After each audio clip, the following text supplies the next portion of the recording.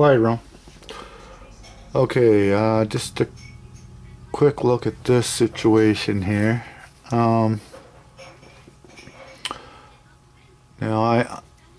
this is not a used battery. I had a fair amount of trouble just getting it to take a charge, to be honest with you.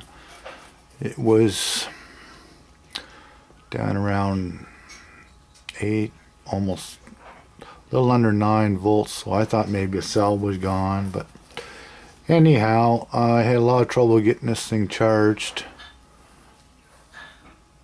So as you can see, when I first hooked up the circuit, it dropped off dramatically, and I originally thought that the battery was just plain no good, because in a short period of time, looks like roughly 800 cycles, which is 800 seconds, it dropped from pretty well 13.5 all the way down to 12.6 volts.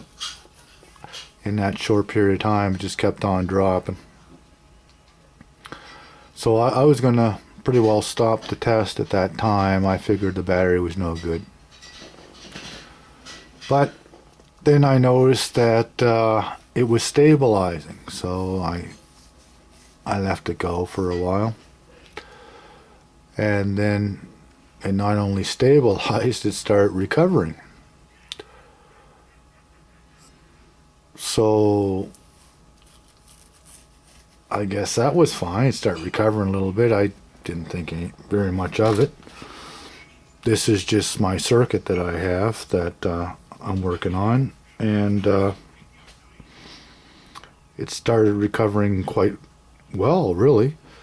It went from 12.6 up to well, it's still sitting there at 12.76, and the whole time it's been drawing 100 milliamps out of my my circuit. So we're into 16,000 samples now, which is 6,000 seconds, and it works out, I don't know, somewhere around an hour and a half. So I've been waiting, I guess, expecting the voltage to start dropping.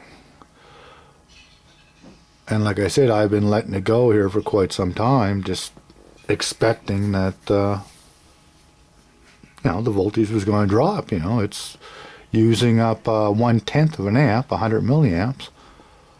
So I was expecting the voltage to drop, and it hasn't done it yet.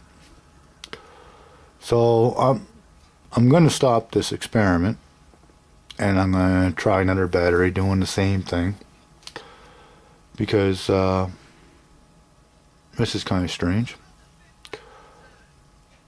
So I'll do that, and I'll see what's going on at that point.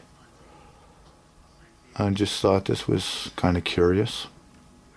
It's got me stumped. Ciao.